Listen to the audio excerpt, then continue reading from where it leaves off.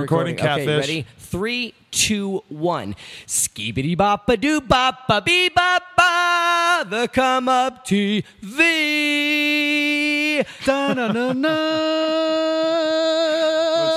You have another performer here with you. Ladies and gentlemen, boys and girls, welcome to downtown Los Angeles for the Come Up TV, episode number 36. Wrong. 44, maybe? 44. 4 Adam 22 and Catfish Swagger Jack are here with esteemed guest, Joel Moody. The one and only Joel Moody. Mysterious Joel legend. Moody. Yeah. I love you. So mysterious that I had a hard time doing research for this interview. I was trying to find some information about you online, and you're kind of off the grid. Yeah, you know, I do a lot of riding by myself. Yeah, honestly, same, like yeah. a lot of the time I spend on my bike is by myself, partly because of the flatland style of riding. I mean, I don't know one flatlander that rides with other flatlanders. Do you? I mean, like here, it's very, very rare. Most guys ride by themselves there. But Yeah. one. There's, I think, like the LA crew. There's like maybe like 5 guys, but even in Huntington Beach, Gabe Weed rides by himself every day. You know, I like his last name. Yeah, it's a good last name. It's a good last name. He does not smoke weed, by the way. See, that I don't like. Anyway, Joel, What up? where are you from? I'm from Austin, Texas. Oh, so you are an original Austinite. Yeah, I moved there when I was 3 years old. Lived there Okay. until I was about 25, 26. then And I how moved old are you out right here. now? I am 33. Whoa, okay. Pushing So you look a years. lot better than me for being Both 2 of years us. older than me. Yes. Yeah. You look like you're 24. Thank you. You He look does. like a He looks like sexy, he's short, 24. long-haired man. Thank you. I look referred- like a gnome or a No, you gotta something give that should be yourself- under a bridge. But that's not about You me. do No, look like we a were homeless talking meth head. positive about Catfish Swagger Jagger today. She said No that I look like negativity. she said that I look like a backyard wrestler. It turns out that the swag you jacked was actually a homeless guy's. Well, fuck it, that's what it is tonight. That's what it is tonight. So, Okay, but he's an Austin, original Texas- Austinite. That's very rare because Austin is somewhere where everybody in the fucking universe moves now. But to be from there is quite rare. Did you conceive of it as being like a hip or artistic or interesting You place know, when you were younger? I think when I was younger, it didn't really hit me. You know, everything was kind of thrown at me living there: music and BMX and skateboarding. And at one point, I was like, "Well, what am I going to do? Am I going to ride? Am I going to skate, or am I going to ride BMX?" And of course, it was BMX living in Austin. You know, 'Cause it's just if you're in huge there, California, huh? it might Yeah. be. It might have been Yeah, a yeah. different story, but I was from Austin, so. I grew up at 9th Street riding the trails. I remember the first time I went to 9th Street, Taj was there. Really? Long dreadlocks. And I was hooked. First day at 9th Street, you know. So that was your early riding life? You were hanging out at places like 9th Street and like were you reading magazines and watching videos all the time? Were you just Oh, yeah, BMX Plus, dude. Ooh. Taj, Rest in peace. one-handed X-up over the Hoffman spine. You remember that one? Yeah, Does anybody remember that one? yeah. That, What I year are we remember talking that- I went home after watching Taj at the trails, and I was like, I've seen this guy somewhere. And I opened up BMX Plus, and he was there, and I flipped. I was, 12 years old. I didn't know what the... And that was at that point you realized that holy shit, like these guys live in my town. Yes, and then I was like, watch Poor Boy 500 Miles video. Yeah. Then it was Ron Kimler. I would see Ron Kimler and Sheps and Kevin Gutierrez and Greg Noodles, Uh-huh. Wow, Tate, yeah. Greg Tate. So yeah, those are the guys that kind of I grew up with. Kind of raised me in a sense. So did you know all those guys since a young age, or like how did you Yeah. start to? Who was your original riding crew? My original writing Just a bunch of crew was locals and stuff? A bunch of 7th grade kids, Yeah. 6th grade, 7th grade kids, But I grew up with a good friend named Penny Whistle who broke his neck sophomore year of high school. So he couldn't ride after that. We stayed really good friends. You break his neck riding? Yeah, he broke his neck at 9th Street. That was devastating. Oh, That was gosh. a big turning point of, like if I'm going to ride bikes, I have to be serious. I have to stay on my shit, Yeah. Did it My make you best think friend about just broke quitting, his or neck. did that change how you viewed riding, or what? I think, maybe not so much riding as life. Right. You know, Taking life not taking it for granted. not taking it for granted, and I really had to, I had to see my best friend go through something where he loved riding. He was there every day, and I had to see him go through that to where he couldn't ride. Right. And from not being able to move at all, really, to walking. And now he plays drums. Really? So, yeah. Fuck yeah. Destroyer of Light. He's in Destroyer of Light, the band. So, Penny Whistle, I love you, man. Hell yeah. That's what's up. Hell yeah. So how'd you start to like make inroads into riding BMX with like a bigger crew, or like how'd you become part of the scene in Austin? How does one do such a thing? You show up at the trails. Oh, Right? that was the proving grounds at the time. Was everybody always there? Was that just the spot? Yeah, Chase was there the second time I went there. He was 9 years old. Wow. So he was one of my buddies since a very young age. Was he an asshole then too? I'm Just kidding. I'm just kidding. Yeah, I remember I was so pissed at Chase when I was 14 years old because he was going like 3 feet higher than me on this mini ramp, and he was just this little kid, you know? And to see where he's gone, actually the first time I saw him, I was pretty amazed with him. Mm-hmm. And he has ceased to amaze me ever since then, you know? It's got to be nuts to have watched the progression of everything that's happened to him in the last, especially the last 5 years. Well, now he's got a day. Right? That's very He rare. has a day. Almost nobody Named ever gets a after day. Yeah, and that was crazy. And I broke my hand on that day. I was so stoked. Punching the ground, you were so stoked. No, yeah, exactly. Punched the wall or something? I was riding down a hill and I just decided to punch the ground and I broke my hand and I was like, Chase Holiday. Wait, how'd you break your hand? You I was fist bumped him bombing too a hard? hill. No, I was bombing a hill and this lady she was walking her dogs and the sun was in my eyes. So I was bombing this hill and last second I didn't see those leashes. And I was like, oh shit. I could kill these dogs because they're little rat dogs, you know? Yeah. So I just slid out, just laid it down. Wow. And broke your hand by accident? Yeah. Jeez, see, I would much rather injure the dogs and... That's because you don't have a heart. Exactly. See? I would take my own safety over the dogs any day. He once decapitated a bird. I did with a peg chink, actually. peg Yeah. chink. With a peg chink? I'm so eternally proud of this. Hey, man, did you eat it? No. Oh, but there was a dead shit. bird on the ground, and I did it downside ice on the ground, and I fucking cut the bird's head off. And there's That's footage cool. of this. That's cool. I think it's cool, too. Thank you.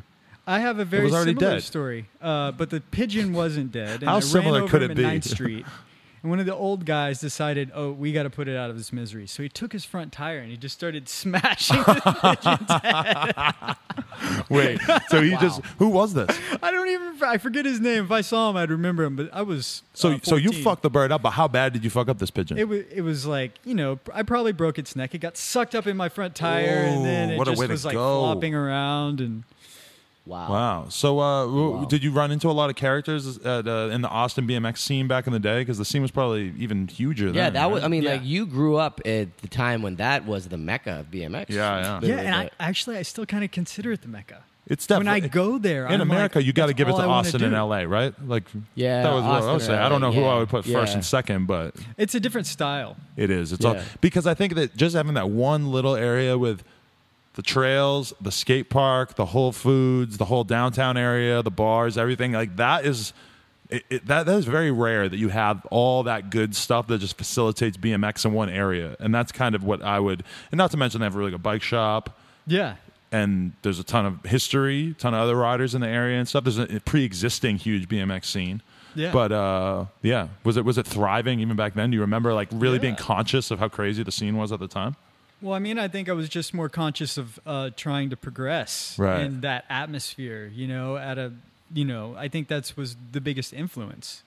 I didn't really question it because I didn't know anything else, Right. If you don't know anything else, why would you question it? But it had to be crazy too because like you're obviously trying to get better, and then you have guys like Danny Hickerson and Aaron Ross, and you guys are all riding together, and everybody's starting to get coverage. So Yeah. What was that like? At that point where you're like, holy shit, like I'm in a place where all of my friends are getting put on right now. Yeah, I mean, I guess I experienced that even when I was 16. I think I got my first photo in a magazine, Ooh, and really? it was Freedom BMX doing a bar spin over a double. So that was always part of it, and everybody would want to strive to do that. But yes, growing up with Danny Hickerson was it was pretty wild seeing the way he thought. Yeah. The way he never questioned which way he should turn. Right. He just did it. So if it was turning to the left, he'd turn to the left. If it was turning to the right, he just made it work. But nobody ever told him, or he never absorbed that people don't do it like that. Right. That when you turn one way, if you switch your cranks around, you spin easier. So that he just did it. How did you slowly start to branch out your riding style and stop being like, were you a traditional like trail rider at first? Like, how did you branch out into riding other things, in particular flatland, which is not necessarily what Austin would be known for? Well, Austin does influence creativity. Right. So I think that had a big part to do with my progression into the flatland street style. What was the beginning of your question again? Just like how you transitioned into sort of riding flatland and riding like stuff other than trails, because you did at one point take on like a more unique style of riding, I guess. And yeah, I used to, I did grow up riding 9th Street, and I remember winning CFB Series 1 year amateur. Oh, really? How old were you at that time? 16 or 17. Where was that one at? Okay. I went to, the first one was in Daytona Beach, Florida. That was probably the biggest stepping stone of my life, because I went to this contest and I'd been watching Mad Matt like nonstop. Mm-hmm. And I show up there and I must have been 14. I think it was in 7th or 8th grade. And Matt Hoffman was signing in people. Like, it was his contest. But he was so humble enough to be signing in people and helping out at the front desk. And that tripped you out. And I was like, oh my God, that's Matt Hoffman. And I didn't say anything to him, but I told my dad, and my dad was just like, he was a super cool dad. So he got me into the contest, and I qualified first. I remember seeing DMC do an amazing flatland run. You know how DMC used to do like kick one way, kick the other way. He did that frame. Fancy footwork on the like boomerangs on the front end, like dancing. Yeah. And I was so stoked seeing that. So that was when I'd started, and then BMX. Living in Austin, I kind of did dirt more, and then from dirt, I had a lot of injuries. I broke my collarbone 4 times, knocked myself out multiple times, ACL reconstructive knee surgery, broke all my toes in my right foot, had pins put in that. So I had a lot of injuries. At a young age, living in Austin, I was trying shit, and I guess I was just a little rambunctious and, took it a lot. 4 collarbone breaks. That's pretty serious. Yeah. I broke it once, and it was one of the worst experiences of my life. Yeah, it's pretty bad. Mine was super bad, too. I did crazy-ass surgery on it, yeah. Oh, you had the plate put in? Pins all over the place in there holding it together because it was so bad. He actually has a tattoo holding it together right now. It's a tattoo of a and some skin. I actually have an interesting question, and it's going to be a good question because you're here as well. Adam and his crew got into a little bit of trouble a few years ago jumping over a sleeping homeless person. What is the root of this question? You're asking him if he wants to do that as well? No, he actually did that in a video, if you had done your research. Oh, I didn't know that. Have you gotten any backlash for when you pulled the guy, the sleeping man, out of your way in the dirt jump? Me? Yes. When did I do that? In the Empire video. Oh shit, we did do that. That was Keith McKinney. But Keith McKinney looks like me. He was my best friend. But he pulled him out of the way now so you who's could jump stupid? it? It was so he could jump it. I thought I'm positive you jumped a homeless person. I probably have jumped a couple of homeless people throughout the 20 years of riding. Corrected. I swear that was you. It was in your video part. No, but is this a repeat of when does the volume video come out? McKinney. Keith McKinney is a crazy ass from Austin, Texas, and I love you, Keith. We have to watch it. I have not seen the edit. This is the part in the podcast where Cavis tries to convince Joel that he committed a felony that he did not commit. Is the video online? I did not do it. I do not speak of these things.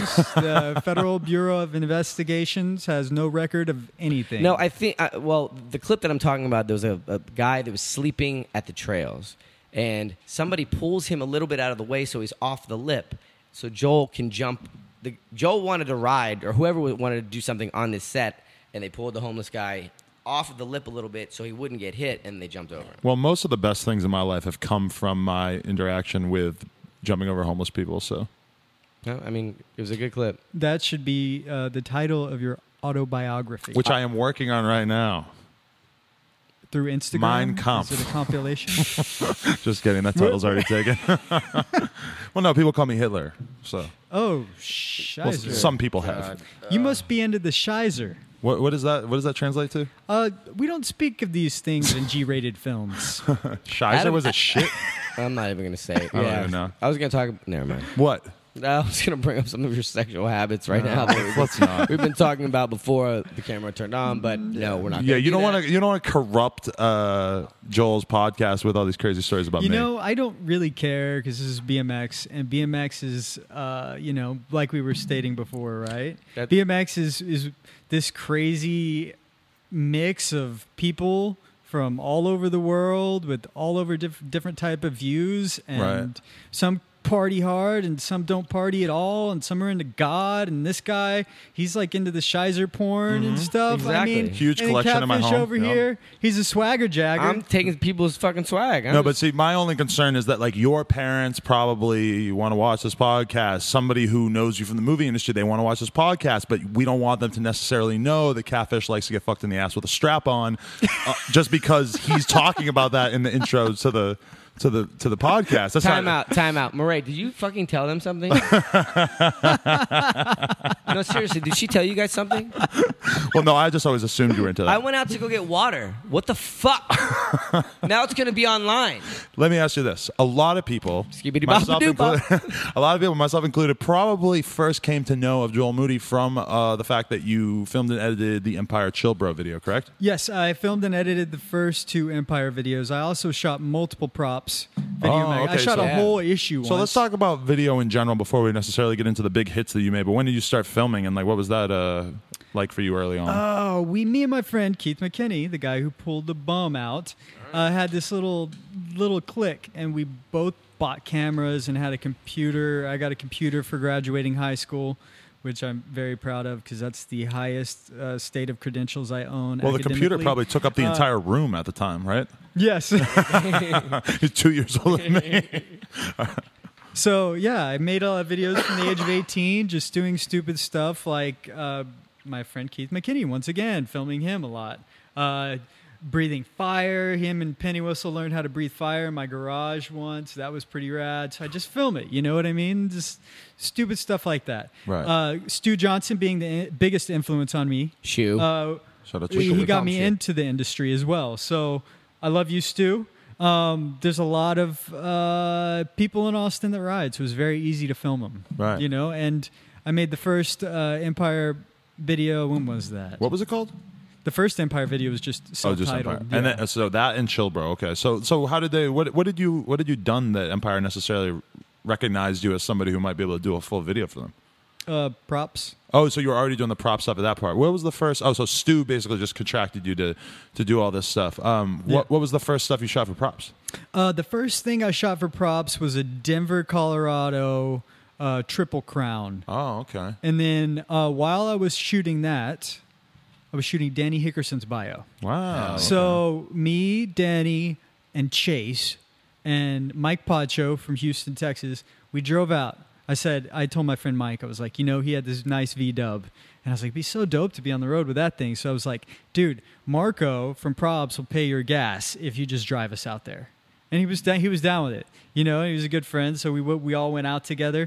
I remember I knocked myself out on that trip, and I woke up in the middle of the night in a living room at the Pusher house, and Troy McMurray was yelling at his girlfriend, "You fucked Chris Muller! What? You fucked Chris Muller!" I don't know. This was drunken, and I had just coming to my senses. I think my mind was like, "Oh my god, defense mode! What the fuck is going on?" Even the possibility of that love triangle is worth piquing my ears up. I would love to know that happened. Yeah. Yeah. So this is the type of shit we deal with at BMX. Wait. So how did you knock yourself out on that trip? I was trying an ice pick on a vert wall and just fell back and smacked my head. Ooh, stay away from those ice picks. That's how Augie got taken out. The switch ice pick down some stairs. Stay away from just telling us. walls. I heard about that. Yeah. And then he knocked it. Was that the one that the same day Nair got taken out? Augie got taken out? No, it wasn't the same day, was it? Close. They were not that far away from each other. Yeah. Yeah. What any other? So let's talk about filming the Danny Hickerson bio. What was it like working with him at that time? Danny Hickerson's a really cool guy. Very different. I think he's had a different life than most people, and I think it put him in an amazing situation. I mean, I've seen something in a couple of riders out there.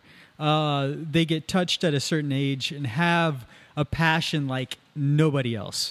And it's usually due to a loss in somebody's life. Okay. You know what I mean? And he had a major loss in his life when he was younger, his father, and I think that I just remember. I just think that was part of what drove him. Right. You know. I see that in a lot of riders. And that's Colin Winkleman. Same exact thing. Like he lost a parent early on, and that was his fucking fire at contest. He would just be like, "Fuck it, turn it off, and just send it." And I can name offhand a couple of other riders that have lost people that they've turned that focus straight into their riding, which is a good thing. I mean, that's a positive thing. Everybody deals with grief in a different way, and if you're able to make it a positive and do it, you know, do something you love, it might fucking get you hurt. You know, you're releasing it. That you're getting it out. Yeah. What was it like working for Props at that time? Was it pretty cool, or did it occur to you that this was a big deal that you were working for the biggest video magazine? Yeah, I guess so. I was really stoked on it. Towards the end, though, I think I was kind of just bitter about filming so much. I just got to the point where I wasn't riding enough, and I was filming a lot, and I just felt like I wasn't really getting paid much. You don't get paid much shooting BMX. Yeah. So at one point in my life, I was like, you know, I just really don't want to do this anymore. Right.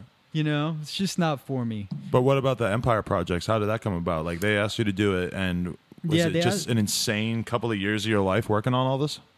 Yeah, the first one I think it took about a year, and the second one took a little over a year. I called it off. I was like, I don't want to do this anymore. The video's done. I've shot for over a year. And we're talking about Chill Bro? Chill Bro. Right. Yeah. So I shot Chill Bro for a little over a year, and that was really fun. We traveled a lot and had a really good time. Went to Chicago, went all over Texas. And that was really fun, you know. And I feel like I was able to help my friends at the time too. That was, I think, one of the biggest parts of that video for me. Was just one of the most pleasurable things is that, you know, my friends are going to get seen out of this, and my friends were very amazing at riding bikes, right? You know, and I had the chance to help share the world their skills, you know. Did it occur to you at the time that you were filming Aaron Ross, who was like well on his way to becoming gigantic in BMX at that time?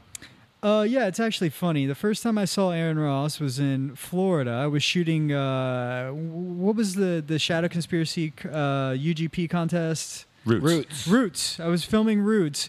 And Aaron Ross does this feeble to downside tail whip and he falls straight on his face right in front of me. Ooh. And I knew he was from Corpus Christi, a couple hours outside of Austin. But I just walked by him. I didn't even say anything. Harsh. And I think at the time I was just so...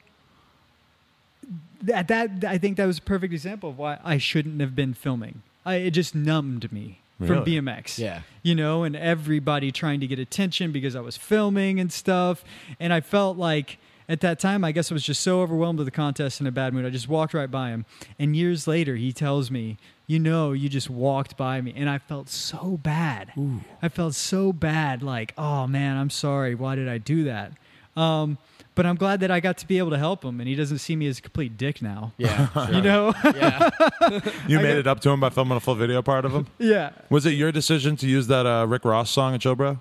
Yeah. Nice. No, I said, this is a song we're going to use. He said, yeah. So I edited to it. Most of the time, I just edited the part. I was like, just let me do the work. You know? This is what I do, guys. That's the kind of editor you were, that you were like, let me pick the music, let me have control. Were you sort of in that yeah, frame but mind? I mean, if the writer was like, no, that was sketchy, which Chase would say for about half of the clips, and you had to convince him it wasn't sketchy and it was actually very stylish, and nobody else was pulling shit that smooth. But every time he's like, I don't like it, you know, and I'd have to convince him. But if he really didn't want it, I wouldn't put it in there. Or if he didn't want the song, I wouldn't put it in there. If it didn't inspire him to want to ride more, I wouldn't put it in there. What was it like working with Chase during the Chill Bro era? Was he was already a huge big name pro at this point, whereas like Aaron Ross was sort of like on the come up at that point, right?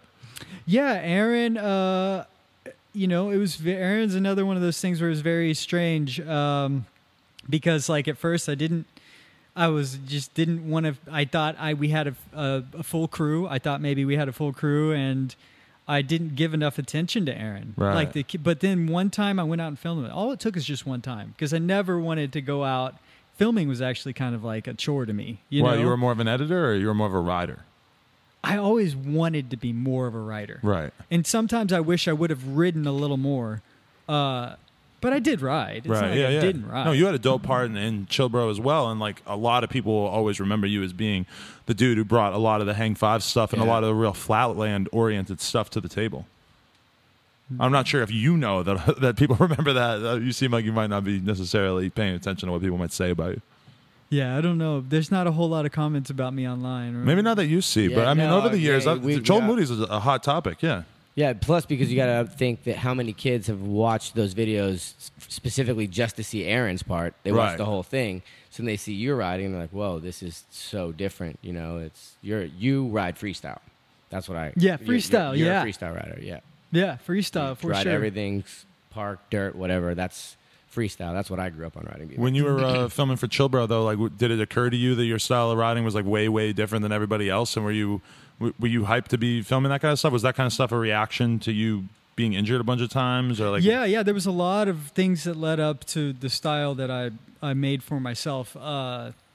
It was living in Austin and being around all these crazy ass riders, and it kind of just watered it all down for me. Really? It made me feel like all this shit's being done. Like, what could I do that is totally out of what they see?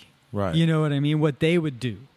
So I remember I blew my knee out, and the first day I got back on my bike I learned hang fives. Really? Because I was like, I'm just going to do this. And I just flip over the handlebars a lot. I'm like, oh, it's not going to hurt my knee. You know, I didn't have to worry about it. Yeah, run out of it.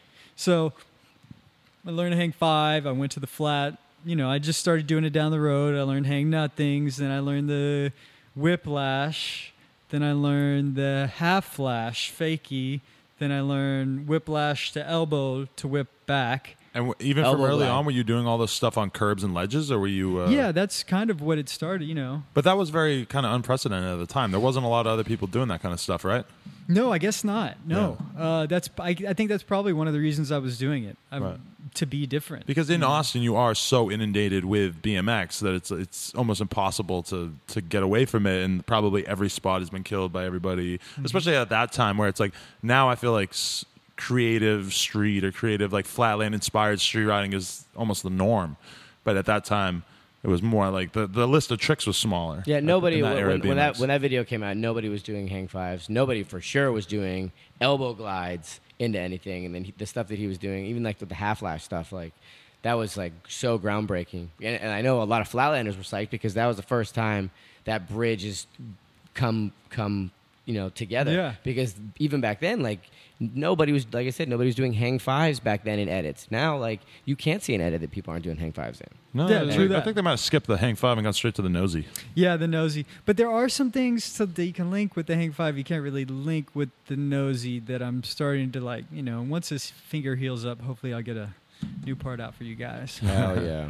How so tell me what happened after Chillbro came out? Did you decide at that point that you kind of wanted to step away from the BMX world and covering BMX? Yeah, well, after Chill Bro, it was cool. Perry jumped on the next video, and it was really hard to film with him. He was very It was hard tough to get a hold of. Yeah. And that video took like 4 years for some reason. Yeah. And by the time he had done that, I had started pursuing acting. Right. So at that point in my life, I did step away from BMX. So were you intent on being an actor and a BMX rider at the same time, or was acting sort of like the alternative to BMX because you were sort of losing interest in pursuing pro riderdom? I think it was because from the age of 12, I lived in Austin, and I lived in this world of BMX, a bubble that sometimes I see BMXers get into.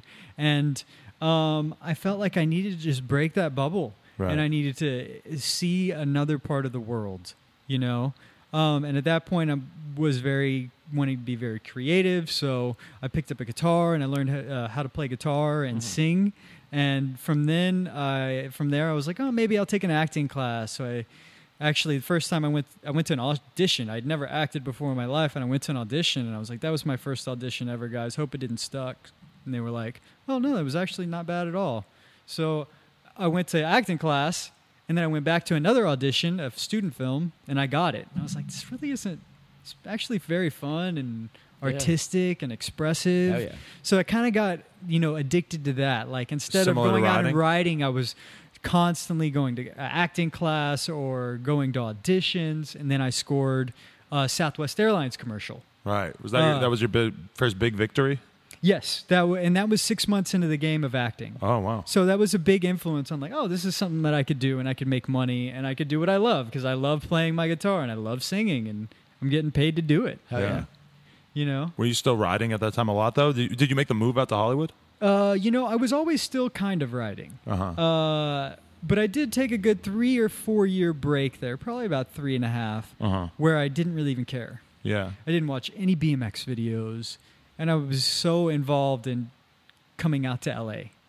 You know, I still could ride. And we had just shot, also, one of the reasons I moved to LA was because I had been cast for Heroes of Dirt, the BMX film. We're that was going to made. get into which we that for definitely sure. need to talk We're about before definitely this gonna is talk into over, that. yeah. No, heck yeah, I got lots of questions. So I hope I'm not making this too long-winded. No, we would love for you to be extremely long-winded. Okay, so my grandfather died. Another one of those huge life-changing events that can inspire a person. And this is when you were already pursuing acting? Yes. Okay. And I was like, that's my sign. I'm going out to LA. That's it. It just stood out to you like, oh, like... There was no I'm gonna make there was something. nothing else in my mind except as soon as he died, I said, that's a sign. Like, I need to get out there. Right. You know, because I love acting and I love making movies and I could definitely make a living shooting video out here, you know? So that's what I did. Before we get super into you moving to LA, when did you get on T1? I got on T1, And see, that's 2006. only a handful 7. of dudes were ever on the T1 pro team. So that's kind of like a big honor that you got early my on. Did it gosh. seem like a huge honor to you when you I think first it was heard? the biggest honor of my life. Really? Other than Matt Hoffman bowing down to me and giving me a plaque at the CFB, that was probably Wow. the biggest honor of my life. And what did that come from? Did you just know Joe? Like, obviously you were killing on your bike, but... Yeah, I'd known Joe from Woodward since I was 14. Joe and Taj. And he was in Austin a bunch, and I'd been riding a bunch, and I started to develop this, different style of flatland. And Joe is totally into being creative. If you don't know Joe, he's always thought outside the box with BMX and the way things should be done, and he has a very strong opinion. And I've respected him since day one, and I feel like that was probably the second biggest. If you were to say it chronologically, second in my life, it's one of the biggest honors. So were you like good friends with him before you were on the team, or did you feel like you yeah. were really just getting anointed as a rider? What was your anointment friendship as a like? rider is politics. It's Yeah. knowing people, and Joe was somebody I always looked up to. So. Of course, I respected him, and I was riding the T1 ramp a lot because that thing was, you could get lost in it. Yeah. You know what I mean? I would go there for day after day, and you just get lost in it. Was that what your friendship with Joe was like? Was like just a riding friendship, or were you guys hanging out and doing activities, or what was it like? Well, living in Austin, it was a very tight scene, and yeah, we hung out. We, at the ramp, at T1, at the trails, Empire, Trend, even Trend. I don't know if Right, you you're guys so remember. old school. You remember Trend, yeah. Yeah, Nice. Trend. All right. Wait, no, you keep going. So yeah, that's it. That's dope. So let's talk about making the move out to LA, like, because that was one thing I think a lot of people had assumed that you just stopped riding, and then I made the move out to LA, and then I realized that Joel Moody was just around town riding here and there, and you would stop by me in Chris Long's apartment, and I couldn't believe it. Like, so how did you get back into riding? How did you realize that you were in love with it? I never fell out of love with BMX. I think the act of BMX has never left me as passion. It's always been there. I think what, more than anything, like I said before, it was kind of the bubble. Right. That, and even today it's kind of like that. Like a lot of times I will opt to just go ride the skate park by myself. So, no offense against other riders or anything, but it's very hard to do anything in LA, unless you plan it. Right. You know what I mean? So when I have time to go ride, I go ride. Mm-hmm. But when I first moved out here, I didn't ride at all. I partly think that was because I wasn't eating enough food. I was trying to be very skinny as an actor. That doesn't really work with BMX. If you're going to be jumping up, you know what I mean? If you're going to be pulling up really hard, you got to have a little bit of oomph behind it. So at the time, I didn't want to hurt myself, and I had a couple of movies that came about, and if I had hurt myself before the movie, I You'd be wouldn't have been screwed, able yeah. to. Yeah, So there was a yeah. lot of things, And now I just don't really care. I don't care. I love BMX. I'm not going to stop myself from progressing. I mean, the one thing that does stop me is injury. I have Yeah. a broken finger right now, so I can't. Have you ever had any issues where your injuries from your bike got in the way of your film career? Probably. I mean, it definitely, when I broke my hand, I was like, oh shit, I can't go to auditions with this thing. You know what I mean? Like, they're going to be like, this dude can't do anything. He's got Right. a broke hand. But I would still go to class. So yes, but I try not to think about that really anymore. I try to just follow what my heart says and feel as if I am, giving purpose to my life. Right.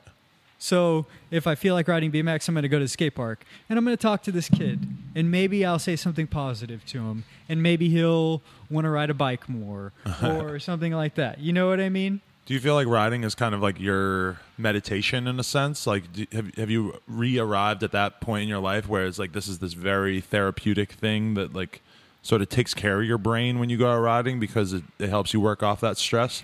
Yes, and I think that's exactly one of the reasons people who have had traumatic events in their life, Right, a yeah. lot of them, they have this stress relief, And I mean, yeah, when I was younger, I did it, but yes, it is there. I think BMX is extremely therapeutic for me. Being outside and experiencing life, you cruise the city, like you said, you run into homeless bums, you meet crazy people. You bunny hop them? You bunny hop bums or whatever. You see. I don't even think I've ever done that for the record. I have done No? it. I've definitely done it. Maybe once or twice. I don't know. Not on camera. Brandon did it on camera. Yeah, don't do it on camera. That's a bad idea, yeah. I have some buddies who wall rode over a bum once. Bum didn't even know. Really? That was the saddest part. Is they were it was actually Rogish and Scotty. Really? Yeah. Black man actually bunny hopped into a bum as if he was a cellar door or something. He actually rode down the man's body. Sean Burns sprocket chunked a man's head. That was an accident. Black man's was not an accident. That happens. Black man, is he still around? He's Yeah, still we around. interviewed him a few months back. Yeah, we did a podcast with him. Oh, okay, I remember this. Yeah. The truth. The He's truth. still heavy. You got to follow Hood Happy NYC on Instagram. He's out there. He says he's the king of the streets, but he's in the skate park every day. I don't know. Yeah, who knows? Shout out to Desmond. We love Desmond. So that's a crazy. I mean, like that's your story is super inspirational. I mean, the fact that like I love meeting people in LA that have moved here with a dream and have done it. Like, what advice do you have? Because there's lots of kids out there that want to get out in the entertainment industry. They want to be in movies. They want to be in commercials. What were the steps, briefly, obviously? What were the steps that you took to get out here besides having drive and having the balls to just say, "Fuck it, I'm going to do it"? Love for what I did. So I love to play guitar, and I can act, and that got me the first gig. Right. And I love to ride my BMX bike, and I can act, and that got me the movie gig. Right. So that is, I think, all the biggest roles I've had. Yeah, I were was from going to things say. that didn't even have to do with acting, really. It had to do with outside of acting. So, How successful do you feel as an actor? Like, have you done what you wanted to do in terms of that? Like, is it a constant struggle being an actor in LA where you have to constantly be going out and just hustling your ass off to do anything? Yeah, financially, it's very stressful if you're not working. But you want to still progress because headshots cost money, Right. and class costs money. And then you can't really work a real job because you want to stay available during the day. Right. So a lot of actors resort to Bartending or bartending waiting or doing tables something. or- I'm just not a night person. Right. It's just not my gig. I've gotten to the point, though, where I've stopped going out on auditions.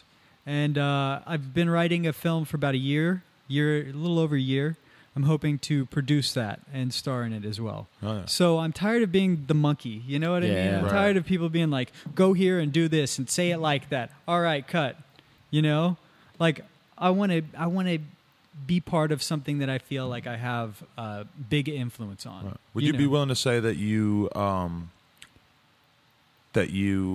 are over the acting thing, like in a sense that you feel like it wasn't quite what you wanted it to be once you got an inside look? No, because I love acting. I still go to class twice a week. Really? I go to improvisational class. Really? So that is very fun. And I think Catfish would be amazing at it. She tells me I need to do I would that. like to, that sounds great. You yeah. need to come with me. I will absolutely do it. I will I absolutely. have a come drop-in with you. class, and we'll just bullshit, and we'll say you like have credentials or whatever, Fuck and it. I'll just bring you in there. Fuck it. Let's do it. I want to go along for I'll this give you just to some see basics. you two I'll assholes give you some together. Yeah. basics, Please. and we'll do. Yeah, See, we'll, and $25 a class. That's fine. I can do that because I've got a little bit of acting experience. Something Adam would be amazing for this because Adam is an amazing liar. So I hear how you people propagate this lie that I'm a liar. People that lie are amazing. There's a at difference improv. between like being a liar and saying the Catfish likes to get fucked in the ass with a strap on because of its comedic potential. I did not say Yeah, that. you're right. But you went along with it, and that's part of improv. No, once I'm- somebody states that it happens, you were like, "Did you tell?" You acted like it See, really that was was- happening, and I that was was thinking total about that, yeah, yeah. improvisation. But see, that's the funny thing because I'm going to beat her ass. he won't lose character. No, but okay. That was fucked up, man. That was not cool, man. How important? So I'm curious about the lifestyle of an actor in LA before we really get into this new film that you have coming out. But so going to these classes, this is a really essential part. Is acting like a muscle that you have to be honing at all times, where you need to be in that state of mind? Acting is very different. You know, you have to be extremely vulnerable on the drop of a dime. Really? You have to be open and free, and you have to work your ass off in order to make it. There's some people that have been handed down, they've been handed roles because of nepotism. But you really don't see a lot of that with the Academy Award winners. Right. You know, they usually don't have nepotism. They just have an extremely, they're just really good at what they do. That's not going to take They're you passionate. that far. Yeah. Yeah. So it's cool. It's fun. It's expressive and freeing, and sometimes I feel like I can just like lose it, you know, like I would lose myself in the Terrible One ramp when I would go and ride that, or 9th Street, or Right.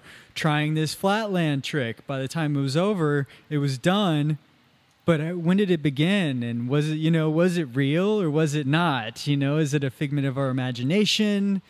So you can go into other universes with acting, and I think that was the coolest part of it for me, as well as BMX, because you're floating around in there. Well, that's and who's really- to say at one point you're not weightless? There's one point where you're not going up or down, and you are completely weightless, you know? That's a really interesting parallel. Not for me. I'm always on the ground. The point where I'm weightless is too short for me to I've seen you rock mention. those plastics. Those leave the ground. Yeah, very briefly, but then they land on 6 something. inches. 6 inches off the ground. Yeah. It's all Is good. there a direct connection between being crazy and being a good actor? See, this is coming from my perspective. I'm not someone that has ever really put much thought into acting or what might go into it, but I've noticed that a lot of times big time movie stars seem fucking crazy, and you maybe a little bit crazy. I could admit, if anybody is good at anything, they're probably going to be a little crazy. Right. Albert Einstein, that guy was crazy, right? He couldn't speak till he was after Right. the age of 3. Yeah. I'm not comparing myself to Albert Einstein. Okay? He couldn't speak till he was after 3. 3 Yeah. seems almost normal. I think it was a little older than that, wasn't it? 3 10 or or 4, something. I don't know, but I read a quote. He said they asked him when he could speak. It wasn't until I was after 3 at some time. Yeah. But you can only remember things after 3, you know. So it was Right. probably just like him remembering. I don't know. But this is what I mean. Like, if you're going to be good at something, I feel like there has to be a sense of difference, you know, in the way you think. You say you have to be open and free. What do you mean by that? You mean like you sort of just have to be able to like encompass all these different moods and attitudes, like on the drop of a hat? Like you have to Yes. just become something else really quickly? Anger on the drop of a dime, or transition into anger is even better. You don't want to jump straight into emotion on screen because that doesn't move the audience. You want the audience to feel it and feel moved. And that is the art of acting, I feel like. Wow. Moving the audience. It's not necessarily moving my emotions as much as being able to make the audience take the journey with me. And be you know? viewed as, it's not about how you feel, it's about how you are viewed by the audience, and that's what you kind of have to become a master Yes of. and huh? no. There's internal acting and there's external acting, you know. So there's a lot of and it's it's really hard to explain. Yeah, other I than need that. to learn more about acting. This is very You know? interesting to me. Let's take some acting classes. I'm down. That sounds great. Let's talk about this new film. Yes. Speaking of acting classes, Normally when they do interviews like this, they talk about the new project up front, and then they go through the life. But what we're going to touch on the film.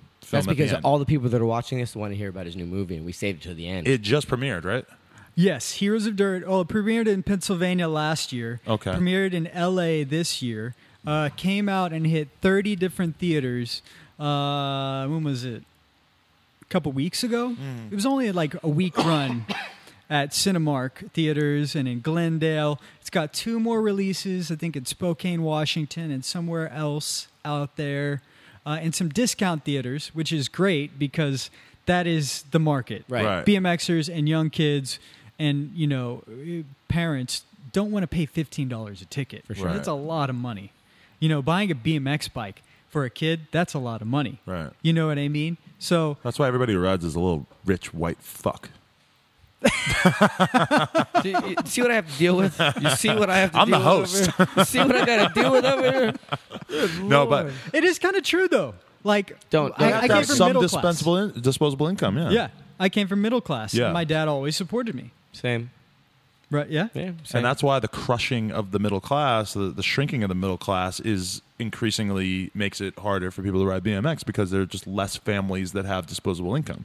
And a resolution to that problem would be educate yourself. Another alternative would be to abolish capitalism. Yes, that would be true. Yeah. So there's many options. We could go over all of them. So It would tell take me a about long this film. time. How did you first get contacted about this? The film, it was funny because, I was with Dave King driving to Houston, Texas when I was 15 years old. Uh-huh. And him and a bunch of friends were like, look at this porn magazine. And they were holding this porn magazine up to me. And I was a Christian kid. Really? It's like, no, I'm not Okay. going to listen. I know. No. And I remember Murph was in there. I think it was Murph, actually, that was young. You remember Murph from PA? Yeah. Yeah, he was the one being like, look at this porn magazine. And then he was like, he said something about Metallica. And I was like, he's like, you like Metallica? I was like, no, not really. He was like, what the fuck? And he freaked out. So that was, when I really got to know Dave King, when I was 14 or 15. What was it about the porn that grossed you out so much? Was it the vaginas, the buttholes, the boobs? It's not like I wasn't grossed out. It's not like I was grossed out about it. I just... Were you raised that way? Your parents were super Christian? Yeah, we're super Christian. And Plus, when it's being forced down your throat by fucking 10 guys in a van. the Like, first time I ever saw exactly. porn, I was so happy. Somebody threw it at me from a moving car. I was so excited. The first time you saw porn, it was yourself that you were watching and the guy that raped you. He gave me the videotape. Thank you, Kevish. So wait, did you have a formal break with this religious beliefs, or was it a I gradual? had sex. Yeah? Oh, at what Yeah. age? 17. What did it feel like? Yeah, was it pretty hot, amazing. weird? Or? It was actually one of the most amazing things at the time. It probably kept me from riding my bike a couple of nights out there. Not many, Yeah, that's but all right. a couple nights. of them. Yeah. Yeah. So be aware of that, kids. That If you start riding, you might start fucking, and then you might start riding less. yeah, you might start riding less because a lot of my friends did that. Really? Yes. Yeah, I've noticed that. So, anyways, I met Dave King Okay, yeah. when I was 14, I think, at Woodward. But then we went on this road trip, and then we stayed in touch. And I scored that Southwest Airlines commercial playing guitar and singing. And this guy, Eric Bugby, the director of Heroes of Dirt, Right. he hits up. Dave King tells him, "Oh, Joel's into acting." So Dave is good friends with Joe Rich, and Joe Rich, Joe Rich told Dave that, and then Dave told Eric, Okay. and Eric was also an option for the film at the time to star, and it was Chris Doyle. Wow. So- now that would have changed this whole course really Yeah. hilariously. Yeah. So Although I'm sure Doyle would not be the worst actor. He seems like he maybe could do it. yeah, maybe I don't Yeah, know. maybe, yeah. I don't know, but the director hired me because he said I can act. Right. Doyle's got I've the never good seen looks. Doyle act, but he's got he a nice does, yeah. voice.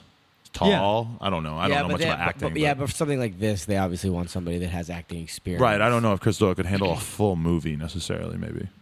Yeah, I don't know, man. You'd doesn't have have to the do it. I could yeah. see him, Chris Doyle, playing like an investigator. Or maybe a Chris Doyle, doctor. he would be great to have in a small role, at least in the film. Maybe like a doctor. He was going to, Really? but he was going to be my brother in the film, and there was going to be a relationship with my brother Doyle. But Ooh. that was one of the first revisions But Doyle ended up having to get married. I mean, not having, like he was forced into marriage. Like an Indian family. We talked about this in the last one. Yeah. Chris Doyle had an arranged marriage. Let's start that rumor. Yeah, wow. That didn't happen, okay? Chris Doyle might love his wife. As far as far as we know, that he was not forced into wedlock. Yeah, it's exact. I'm just going to zip my lips on this issue. And Skibidi bop doo bop dee bop ba. The Come Up TV. We're back. Here we go. We never left. Anyway, so talk to us about So they contact you. Got the job as the lead. And was this amazing for you? This is every movie it was star's great. dream? You know, it took a couple years. He cast me, and then it took 2 years to get off the ground, and we shot it 5 years ago. Right. And it's finally coming out. So this is a huge step, and the film, and hopefully once it hits video on demand, December 6th, video on demand like iTunes and DVD and all that stuff. Hopefully, it'll help kids ride. Yeah. And hopefully the BMX community rallies around and downloads it and pays their $9.99. And yeah, that would be rad. If people wanted to pay for it and buy it on iTunes and Amazon, I really think that this film will help support the BMX industry. For sure. If the BMX help it be supported, it will help support the BMX industry even more if BMXers help support it. Absolutely. Steve Crandall's in the movie, right? Yeah, Steve Crandall's a cop. He's a cop. Yeah. Holy shit. Really? Yeah. And how did That's that? so appropriate. Any other stars in it? Any BMX celebrities that we might know? Bill Allen from Rad. Who we are interviewing literally tomorrow. No way. Yeah, facts. Oh, sweet. Is it tomorrow? Yeah, Tomorrow. He confirmed 9:00. That's sweet. Yeah. Bill Allen's cool, man. What, he has a small role in it? Yeah, he plays my father. Right. Phineas Cooper, the character who I play, he's my father. Okay. Yeah. Nice. That's got to be cool. And obviously the correlation there between Heroes of Dirt and Rad. Yeah. It's pretty much Rad, basically, right? Tell us a little bit about the actual film, yeah. The film's pretty cool. It's a modern day Rad, indie film Rad. Rad was a big budget film. Uh-huh. This film was shot for $100,000. Oh. So it's very much smaller budget than Rad. But it's cool because it's about a rider who does nothing but ride, and he realizes he's getting kind of old, and his parents are telling him to grow up and get a job, and he's not paying his bills, and he gets in this contest, and he breaks the law riding a spot and gets thrown into jail. Then he gets thrown in. The judge tells him he has to serve community service, and he misses the contest because of all of this, and that's the only thing he lives for. But while he's in community service, he takes a kid under his wing. Right. Like many BMXers do, And I think that's Biggie. kind of... I did that with Adam. Shout out to Biggie from Greece. Yeah, shout out to Biggie from Greece. Because that's who Cavish took under his wing most recently. Holy shit! They're gonna flip out. That you just made the entire country of Greece flip out. You think Shout out to Biggie. Greece, we love you. We love you, Greece. Shout out to you. Shout out to you, Biggie. Shout out to everybody. GREASE. Greece. We love you. That was... I was in Greece a couple weeks ago, and I met this little 11-year-old kid that's overweight, and the local he is. No, I mean he's overweight. that's why they call him he hasn't Biggie. even hit puberty yet. Yeah. But they call him Biggie. He's well aware of it, and the fact he's been riding for about a year. He's lost like 25 pounds. He's 11 years Biggie. old from riding. And I roll up to his bike shop, and he's like, "Oh, Catfish, what's up?" And I was like, "Yo, what's up?" I see his bike. He's got 4-piece bars on it, animal stickers. Like, he knows what his bike is set up. Like, not an 11-year-old's bike should be set up. Right. And I'm like, "Yo, what's up, man?" He's like, "Yo, what's up? What's up? I've seen your videos." I was like, "Who's your favorite rider?" He goes, "Albert Mercado." And I'm like, "What do you know about Albert Mercado?" And he's like, "I know this video. Like, he knows him." And I was like, "Holy shit, this kid is it. Like, he's BMX." Yeah. And he's like, I would love to make a web edit with you." And I was like, "All right, fuck it, let's do it. We'll go to the skate park. Every spot you do a trick on, I'll do a trick on. We'll film and edit." So I'm at the skate park, and there's all these older Greek kids that are all, like, they all see me at the skate park. I've got my camera out, and they're all like fucking doing like hard threes over here out of shit, and they're wondering why I'm not filming them, and why am I filming the 11-year-old? Because that's what's up, right? It is. So I end up doing. We do the edit. We film for a day and a half. Did a funny little edit here. So I'll put it right here so you guys can watch the edit. That's why I mostly watch. I mostly ride with 11-year-olds as well. It's good. Yeah. But so You ride bikes with them? Yeah. Oh, okay. Just making sure. And other things. Yeah. Other things, but the edit Golf came and out. Yoga Land. The edit came out. Pause. We put it on the come up, and it was funny because some of the Greek guys were like, they were like, hey, there's another website in Greece that the guys said, hey, you should put Biggie and Catfish's edit on your site, and the guy that runs the site's like, no, nobody will play that. And then it got on the come up, and everybody was like, motherfucker, like, see, it's on the come up, and it's not on your damn website. So shout out to Biggie, shout out to everybody in Greece. You guys are Biggie. awesome. But that's BMX. He's got feebles. That is BMX. He's got these interesting 180s where he doesn't quite turn around, but he turns. He eventually turns around. He's 12. He's 11. He's 11. He's doing feebles already. Yeah. Right? That's 2 thumbs up. Right? An 11-year-old feeble. Yeah. You think I was feeble at 11? No, I was playing Magic. They taught all the kids there. They have a crew. There's a kid. He has a crew. Really? I'm not shitting you. There's a crew. They are all 9, 10, 11, and 12. There's probably 6 of them. Really? Their crew is called the BKC, the Black Knee Crew, because they're always filthy, but because they're always on the ground rolling around trying tricks. In Athens, like all the kids, they have they call it a chicken bar spin. It's where you're just riding and you just like kind of lift up a little bit and spin the bars around. Well, those are big again. Yeah, the pull-up bar is back. Pull-up bar, but they call them chicken bar spins in Greece. Yeah. But Tom Villarreal does them splendid. Yeah. Simone, pull-up bar to nose manual curb to keep manual, and he does that in lines now. Nice. So it's a whole new thing. Pull-up bars. We were doing them the other day. It makes Stevie so mad. In Poland, they call those Rosklaw bars. Really? Yeah. Take Rosklaw. Rosklaw. Rosklaw. That's a good name for a metal band. Rosklaw. So Heroes of Dirt. Heroes of Dirt. You filmed it. Filmed it. You're happy with it. Happy with it. And now you're just sitting chilling. It's like it's about to be really big. Shout out to Heroes of Dirt. I actually have a film of my own coming out called Heroes of Ledge. Heroes of Ledge. Oh, do you need a cameo? Heroes of Sabrosa Street Rail. Can you have your people talk to my people? Maybe we could work in a cameo on that. I do have people. I'm making a goddamn documentary with this one who's telling all my sex secrets called Heroes of Hurt.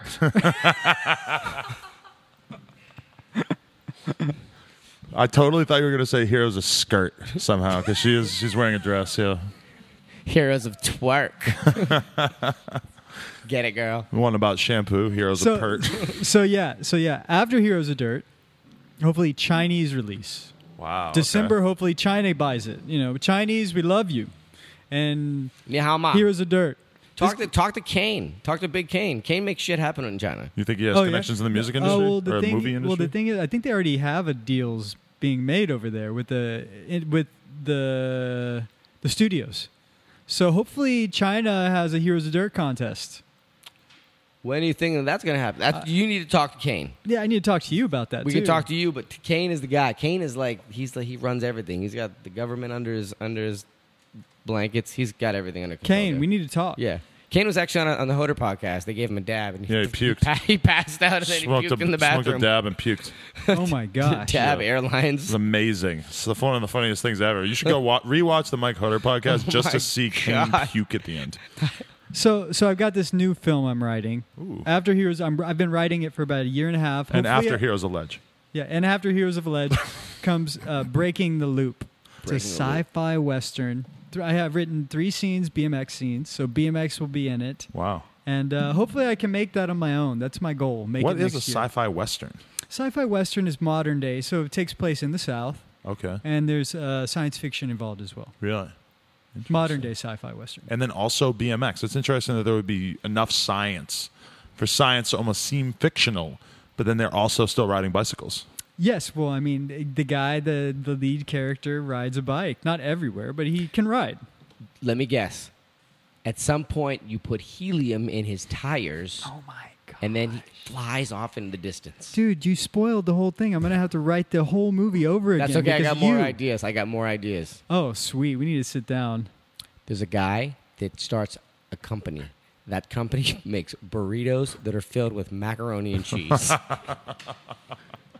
You're on it, dude. We just need like 3 or 4 investors. We got him. Yeah. We got him. Can I just say that my parents recently visited from the East Coast, and they, wanted to be nice. They went to the grocery store. They're like, "We're gonna buy you, some of your favorite food." They show up with all these bags of groceries. But my mom, she always makes me mac and cheese when I go home. What type? It's just really good. Makes it in the oven. She puts breadcrumbs all over it. But so they bought me this mac and cheese that was like from the deli in the grocery store. Worst mac and cheese I ever had in my entire life. No offense, Mom. It was the grocery Mom. store's fault. It's not related Ann. to you. Sorry, Ann. Well, sometimes sometimes people don't want to, they just want to have good, they wanted to spend time with you. Exactly. I'm And sure. somehow I think that they won't make it 59 minutes into the Joel Moody podcast. So I think that they're not going to find out that I just said that. 59 minutes, that's pretty heavy. It's a heavy load of Joel Moody. But I mean, there's a lot more. Blammo. I got a lot more questions. well, lay it on us. What's your favorite food? My favorite food would probably have to be cheeseless pizza. Oh, because you are a vegan. I tried to eat as vegan as possible, although I did eat eggs and yogurt today. But yes, I like vegan foods. What influenced you early on to do that? Taj Was it Mahal. Taj, I'm Yeah. assuming, yeah. That's dope. Yeah. Do you see the difference? Do you feel the difference? Yeah, I kind of do. Yeah, I think I feel healthier. When I'm riding, I like to eat a little bit more eggs. Right. Probably eat eggs every day when I'm riding. How do you like Love your eggs. eggs? I like them poached. Just crack them into boiling water and scoop them out and put them on greens or See, that's a challenge. oats or Poaching whatever. an egg is something I've never even attempted because I watched a how-to online about how to do it, and it just looked ridiculously difficult. I like hard-boyed eggs. I like Yeah, every those are kind of good egg. too. Yeah. I eat 5 scrambled eggs every morning. And a Really? coffee. Yeah. Oh, you're on that low carb thing. Hence the beer. I mean, minus I have the beer. been. He's on that I eat have like been. a caveman. Yeah. He drags a girl out of his room by her hair. Cooks up Wow. some meat. Tells her to cook it. Cooks up some weed. That's what he does. He's a master weed cooker. Yeah, he does. I mean, I've never attempted to cook with weed. I've never really even attempted to cook enough that I could even consider adding an additional element. That's a lie because I've seen you cook right. before I mean, in your place. but not intently enough that I would then try to encompass weed in this. I assume that that's best left to the weed cooks. True that. True that. I don't eat weed really. No. I have, it's not. I think if I would prefer eating marijuana over smoking it. Smoking's better. Let me ask you this: vow of celibacy, 5 years, true or false? Yes, that's true. I went 5 years without having sex. What caused you to do How this? did they put your dick back on? Well, the first thing is Probably a the cobwebs dick stayed on it. intact, very fresh and clean, like Let's it see. would. We've was- seen that was dicks on very the show strong. before. We have seen dicks I'm not on the gonna. show. I'm not Yours. gonna show I know. mine. Yes, Yours, I I'll know. do it again. yes. At one point in my life, I was on a 5-year celibacy kick. What happened? How did this? What prompted this sort of behavior? What did prompt it? I think I was just in my zone so much. I had to get out to LA and I had to make a name for myself or try to do something that I felt passionate about. I always felt like a woman would get in my way. She would. I always felt like That's if there's what- drama involved, it's gonna take my head out of where it needs to be, and I never wanted to deal with the drama. Until one day I was like, you know what, LA's kind of lonely. But did you meet? Fuck. Did you meet a girl who prompted you out of the vow of celibacy, or was it like, no, I'm out of the vow of celibacy, and then you sort of became more open to meeting women? I don't even know, man. I think at any time during the vow of celibacy, I could have broken it. So It was just the right person at the right time. It was a vow, like I'm gonna wait until I find the right. But were you catching blowjobs and hand jobs during this? Rim jobs, anything like that? You ever eat a vagina? No, Nothing like that. Jobs. Wait, no hand jobs. It was Makeout sesh? no, dude. Lick an areola? Even with the makeout session, there's some drama involved. Am I right? Oh. There's always a little Yeah. in drama. There's always drama involved Yeah. with women. Yeah, which is, it's kind of the reason, like when I said earlier. Yeah, you're talking about women holding you back. 5-year vow of celibacy. I mean, if you had been getting fucked in the ass as much as catfish is, but this one, Jesus. I mean, you're talking about Fucking wasting done? time. God damn it. This is not even about me. You should have never told me It's that. not even fucking about me. And now I'm pissed. They gotta fucking cut this out. No, we don't. I'm fucking, yo. Fuck! I have an idea for a movie. You play a 48-year-old man aging slowly becoming irrelevant in his field, and he's addicted to getting fucked in the ass with a strap-on. He's dating an African-American woman. She's fucking Indian. She's from a country called fucking. She's not Indian. She's Canadian. Sorry about that. Sorry about that. You are getting your ass kicked tonight. It's a certain region of India. It's Joel came over my house one time, and I was just talking about like my most recent sexual experience at that time, and he was like, "You know, I haven't had sex in maybe 3-4 years at that point," and I was just blown away. I've never been able to forget the fact. It's really not hard when you set your mind on something. See, Holy that's my shit! problem. Wait a I've never minute. set my mind on anything. Wait a minute. Time out. You said celibacy? Yes. 5 years without sex. I thought you said 5 years without celery. Holy fuck! You haven't been fucking for 5 years? No, because you imagine fucking no celery for 5 years? That would be worse. Oh, how are you going to get nutrition? Like, Whoa. I don't know. how do you You survive? can never go to they're Robex so again. Crunchy. They're so crunchy. You'd You have never to, eat chicken wings. You can't eat chicken wings. That's You'd have to see a nutritionist, a doctor. You'd have to help you through this celery-less phase in your life. know. A vow of celery. See, when we get creative people on the show, Celery. Adam and I like to get a little bit funny. No, I think a vow of celery would probably be a vow to only eat celery. Yeah, and then vow of celery-less. Celery-less. The celery cap. It's a cap full of celery that you wear at night. You wear it only at night? Yeah. I'm trying to figure out the logic behind this. Well, no, it's celery this thing cap. that in the NBA, you ever hear about the celery cap? It means that like the players can only eat so much celery during a season because the celery is so good for you that it'll give you an unfair advantage. Oh, celery cap, I yeah. see. Celery. Oh, They have it in a few different sports. yeah. You don't ever hear of celery caps and BMX, No. right? You don't hear of celeries in BMX. What else do we need to talk about? We're already an hour and 5 minutes in. Let's just be punny. In BMX, Punny.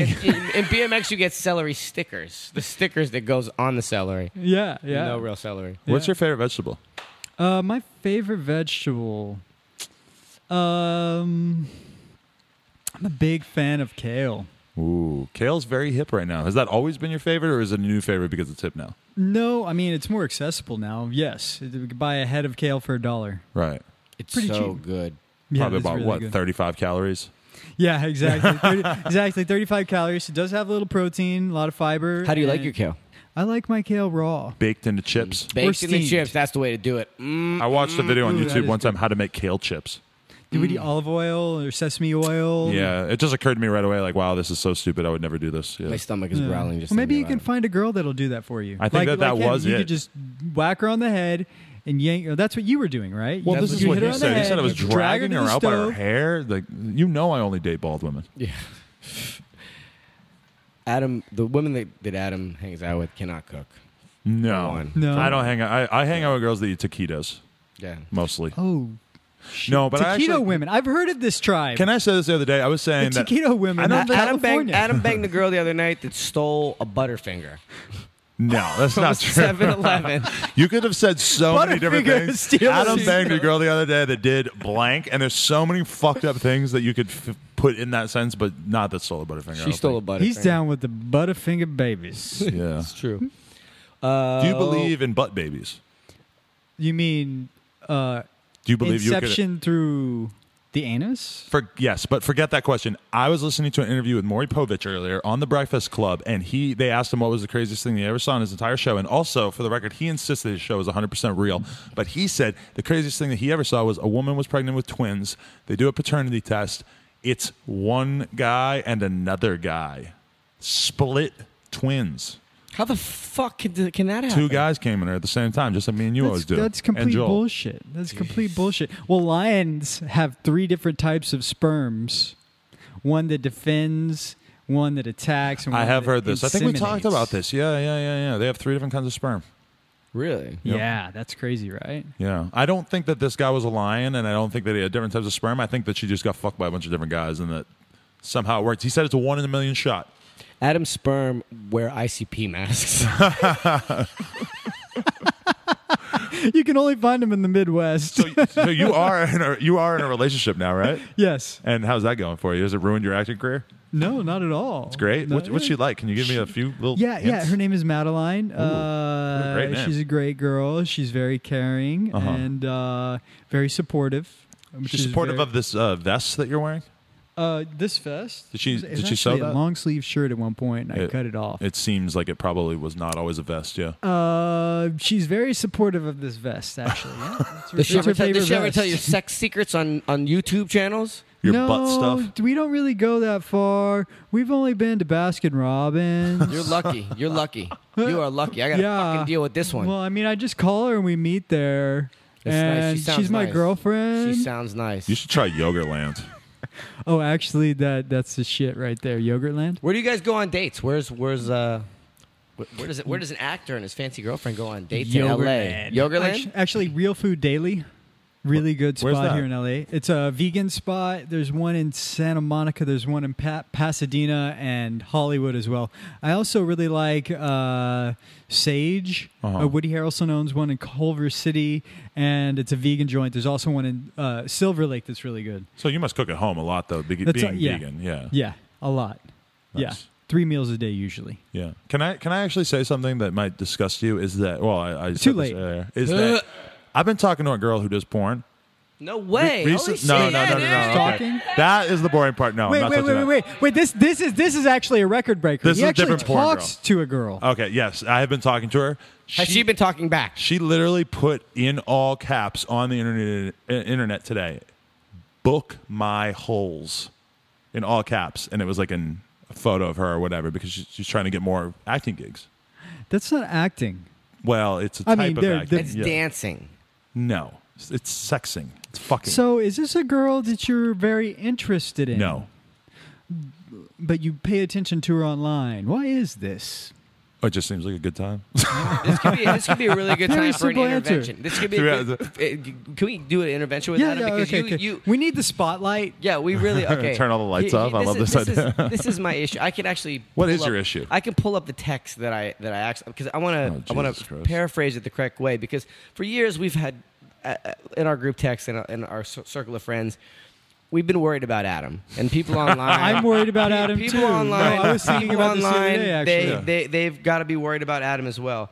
Hold on, we're almost there. It's the iMessage is going. I think I could tell by the motion of his finger Okay. that this is fake. So no. Let me hold on. He's looking for something sus No, I've said in the past couple of days. All right, so Adam, It's not sus because when did you lose your virginity, Adam? Actually, I was 18 because I had a girlfriend all through for high school for like almost 3 years, 2 years, something like that. And she was real religious. I was not. But we were doing everything else, but she would not let me hit it until after then we broke up, lost my virginity to someone else, and then went and took her virginity as well. So this was a virginity-taking streak you're speaking about. You know, I took 3 girls' virginities in my first year of having sex and then did not take another one for like 10 years. Okay. So now I got 4. Would you say that was a highlight of your life? Every virginity is a highlight for sure because you know that she's going to remember you forever, and it's like you're this really momentous occasion in her life. So more than anything, you just want to kind of take their brains and shake it up a little. Think Napoleon. You know, like what was he doing? He was trying to just make inroads, trying to get out there. But see, Adam's gone the complete other side of that. Whereas taking a girl's virginity when you're a kid, you're like, oh, well, that's cool. She's always going to remember you. Adam still has that mentality, but now he wants to be the biggest piece of shit this girl's ever met her entire life. For the rest of her life, she wants to remember what a fucking scumbag. For the record, it's not like I'm going out of my way to take virginities. It's like I took 3 when I was like 18 because it's just logical. It's just there. Girls were virgins back then, and then I took one, 10 years later because it just happened that way. And shout out to her. So back to what we were talking about. Adam, over the last 8 months, he has been telling us about his sexual exploits, and a lot of them have been threesomes. 8 months. He's been getting threesomes. Did they include animals or humans? No, yes, kind of. Well, the cat is often like in the room if they're happening back here. So that's weird. So we're talking on our group text, and I said, serious question, Adam. Have you had more threesomes involving men or women in your lifetime? Please read this accurately. Adam's I forget what I answer: wrote. men. No. But all back in the day in New York yeah. City. In California, all girl, besides a few gangbangs with the homies. Well, that's true. And I appreciate you reading it out loud on camera for some reason. If you want to book holes, Yeah, exactly. Adam 22. That's where I was going with. No. This girl that you're talking about, she seems like a very nice girl. I don't think that she's into the three-way thing necessarily. Huh? It's actually We have 5 minutes, so maybe we should stop talking about my sex life. Okay. And I just want to say, yes, when I was younger, me and my friends, we were wild. fucking girls together. It was just going to happen. Things get wild. Then, since I moved here, I upgraded to the more modern He's got the neck threesome tattoos. style where it's just girls, you know. This is like night and day. No, I think Well, we're I both mean- on the same shit. Well, No, no. What I definitely mean, night what and I mean day. is like celibacy was nothing. I could do it tomorrow if I needed to. It's not a problem. yeah. But this guy, I don't, But also keep this in mind. Adam was straight edge for a while. Yeah, when I was really young. Well, we all go through these phases in our lives. It's true. Well, Joel, you don't seem like you consume a lot of drugs or anything, do you? occasionally I smoke a little weed. That's about it. I don't drink. I feel like it distorts my senses way too much and my emotions. But I do find marijuana to be calming. I feel like it can be therapeutic at sometimes, kind of like anybody would drink My a advice, glass of do wine. much, much more. Imagine how therapeutic it would be if you were just really... You'd be Hey, catatonic like this one. I would be lying if I say I hadn't done that before. Okay. I mean, but I think it's just not me. I also just want to say, it's not like I'm doing gangbangs. It was fucking, I like a have no girl comes judgment. over, she It's- likes two of the guys in the house, she mentions one of my friends to me, shit happens, He's you still know? thinking It's about okay. it. He's It's still, okay. Because See, the word gangbang, I used it in the group chat with you privately. I didn't know that it was going to be like, and the other funny thing too is that like a Joel Moody podcast, like a lot of people probably watch this who wouldn't watch maybe some of our other podcasts, and they're going to find out what piece of shit me and you are. 'cause- Well, it's funny. Well, I didn't. Well, motherfucker, nobody knew that I like getting fucked in the ass until this. That's one thing I haven't done. No, yeah. But you have had your ass licked in that chair. Yep. Is this gonna make bloopers? No, this is actually pretty much par for the course. This isn't much crazier than the average podcast. So I'll make the show. We got like 2 minutes left, Joel. Give us our thanks. Okay. Do not thank Joe Rich and any sort of like weird sexual thing in the same sentence. Oh, okay. Thanks for letting me know that. Who do I thank? I thank my whole family, definitely my whole family, for giving me love, and my friends, because I don't think I would ever been involved with BMX if it wasn't for love and friends. And I hope that maybe I inspire somebody out there to help a brother, because brothers need help, I want to thank Joe Rich, T1, Empire, Edward Koenig for being my first sponsor, 11 Brand Clothing. Hell I love you, yeah! man. Shout out to Ed. Fuck yeah. Yeah. You And might have been the first person I ever followed on Twitter. Ed Koenig? Maybe. Really? Way back. Yeah, he was into that He stuff. was very into it early on, I remember, yeah. Yeah. And just want to thank the world for being so I want to show my gratitude towards what's out there, whatever it is, whatever energy it is that has brought me here today, Obama. Thank you, Catfish. Thank you, Adam. Thank you, Joel Moody. This was probably an interview that we never thought would happen. We never knew that we'd get an opportunity because I think Joel is like not very well understood by the BMX populace of those who know about him. But again, like I said, like there are so many kids out there that know of you and know about you, and that's the cool thing about BMX. Like we talked about, like I don't think any of us can really understand how far it goes. We don't know where those DVDs are in the world that are sitting in somebody's DVD case or in shoebox that they just can pull out. Or there's dudes that know Chill Bro back and forth and know it. Like one of my favorite stories that I love to tell about, there's a dude on BMX board. Adam and I knew his name was Alon Weissman. He was a kid in Israel. Who? Alon Weissman was his name. I Am Alon was his name on BMX board. But for 10 You years... pay attention to this shit. To me, it's all just a bunch of words. Well, this is years ago. I never paid attention to it, for the record. But we got 1 minute okay, left. that's fine. The first time I ever met him was at Simple Session. I was walking down the hallway and he's singing that Aaron Ross song, word for word. Every Day I'm Hustling? Every Day I'm Hustling. Huge hit song. He didn't even have to know about the video. No. It was because of the video. But years later, he ended up dying in a motorcycle accident, and he was the dude. But that's the memory that I have of him because obviously it's because of that your video. Peace, yeah. Alon. So shout out to Alon, but I don't want to end it on that note. Still moves on. I don't want to end it, but I want to say that was a good memory. Well, rest in peace, Alon. Rest in peace, Joel Moody. Rest in peace, everyone. Really. Rest in peace, my girlfriend. Yeah. Heroes of Dirt in theaters now. Yes, in theaters. Hits, video on demand, iTunes, all that. December 6th. And follow We'll remind me. you. TCU will remind you. Yeah, Follow on TCU. Instagram.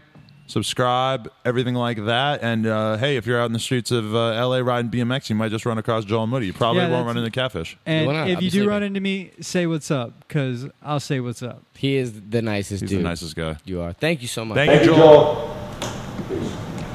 Ha! Oh, yeah.